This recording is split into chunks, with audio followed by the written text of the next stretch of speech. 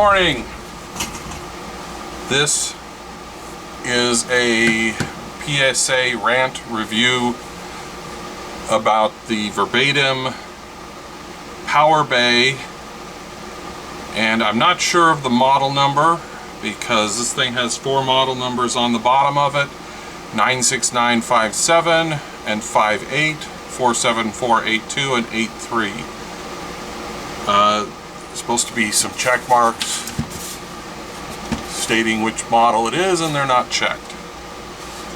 And I bought this thing back in 2016.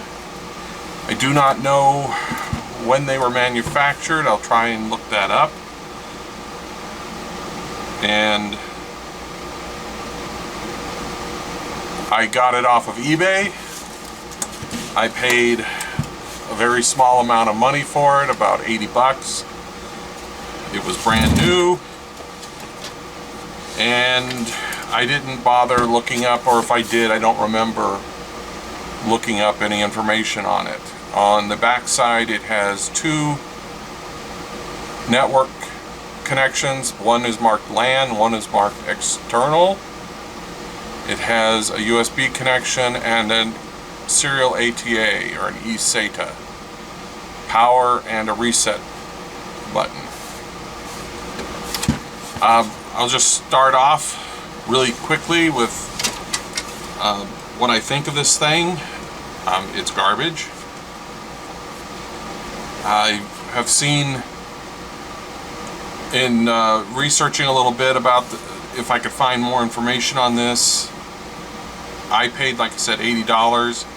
I saw listings or other people that paid about $80. The most expensive one I saw that it was listed for, according to Camel, was $200, but normally about $80. Currently, weirdly enough, Office Max shows at least one available on their website for $969. And that is an absolute rip-off. I mean, I don't know if they really have it. It doesn't say it's out of stock. So let's go over why I don't like this thing, and we'll just go over some of the features. I won't be going into anything to do with the interface, other than to tell you that it's very sparse, very bad, and has problems. It has a lock here.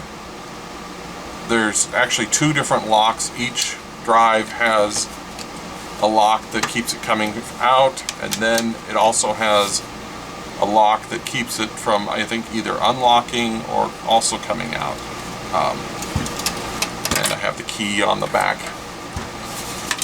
The cases for the hard drives are plastic. They are strangely held together when you I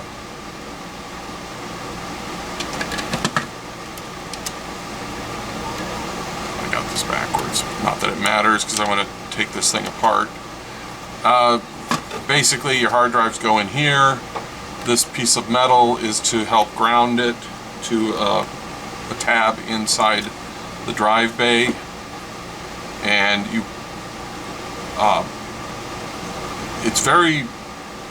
have to put the hard drives in here, and then you close them up, and then you have to put the screws in, and that will lock that in place. So to get this off, you have to take the screws out of the hard drive first, and then it has a screw here to hold it in place. I never put that in.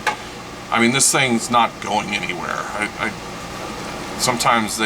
I usually never put more than 2 screws in one of these hard drive things anyways. Isn't any reason for it. Anyways, more on the web interface.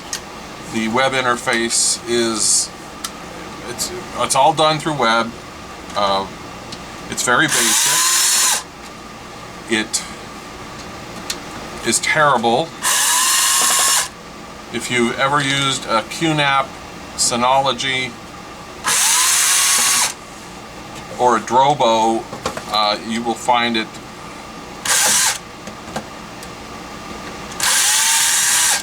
to be, it's more on par with an old Netgear Wi-Fi or router in how you use it. It has the ability to join a domain, or at least I'm not sure if it joins it or it uses domain authentication. But the problem with it is that you have to constantly go back in to the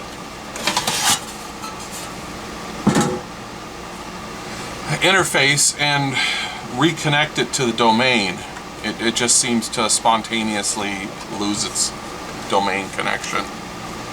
Not sure why. At the time I bought it, I think these things were discontinued. There was practically no information on Verbatim's website. There was an operating manual, but there was no firmware updates or even options for firmware updates. It's almost like they made it and realized it was garbage and just gave up. Let's see here. So consequently, if you get one of these, you're going to have problems. One of which is that the machine is locked to, it only has SMB1. So if you try to use it with a Windows 10 machine, you're going to have problems. You can supposedly force Windows 10 to use it, but I never actually tried that because I only fired it up the last time I fired it up to make sure there wasn't anything important on it before I pulled the hard drives out so I could use them in another device. So I recently purchased a Synology DS418, which is a lot easier and nicer to use and hopefully will work better than this thing.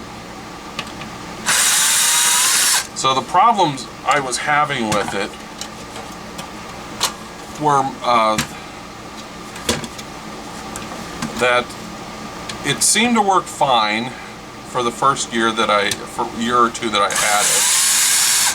Originally I had put in 4 500 gig drives, and my main purpose for having this thing was to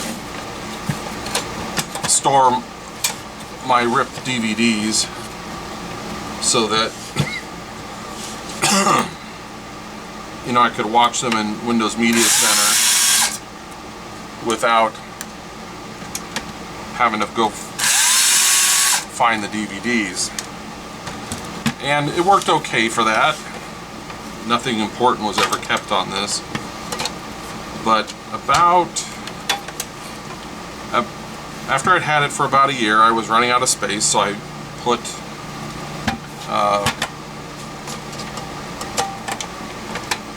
1 terabyte drives in it.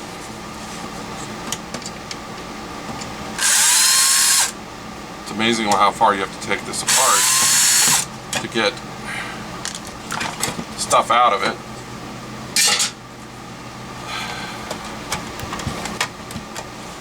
So I upgraded it to 1 terabyte drives. Supposedly it supports up to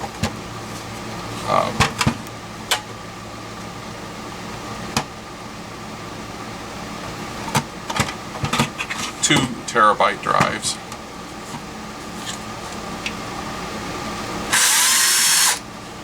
And I have read of people who were able to put 2 terabyte drives in it. And the little information I could find on it, basically it was the same experience I had. People reported that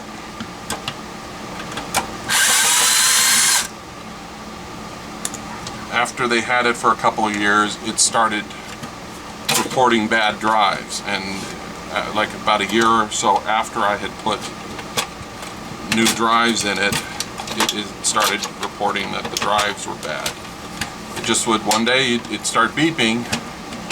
It would just beep occasionally, which was apparently a signal that a drive was failing, but I would say apparently, because the manual said nothing about what the beeps were, and there was no log, so you couldn't look at it and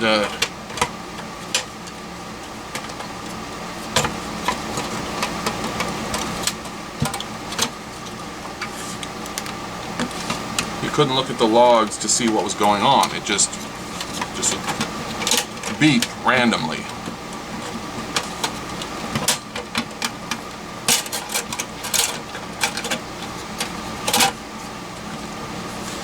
And then it would say that it had a bad drive.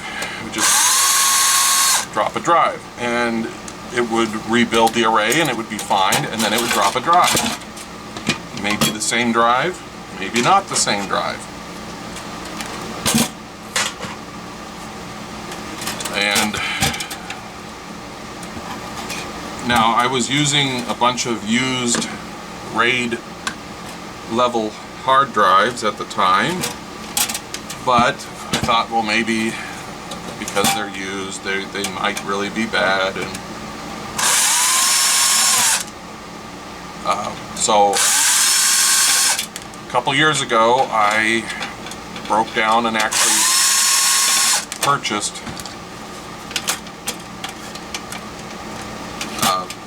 new hard drives for it.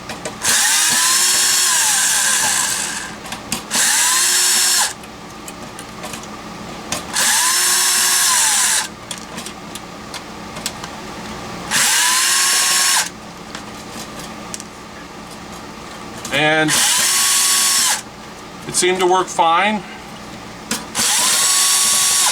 and then it started doing it again. It just would report, it would just start beeping randomly, then it would drop a drive and rebuild the array, or tell me that a drive was bad and I'd have to take the drive out and I'd put a drive back in, and it would rebuild the array and it would be fine, and then it would drop another drive and it would be a completely different drive. So, thinking that this thing might have had capacitor plague, I took it apart and checked it for bad capacitors.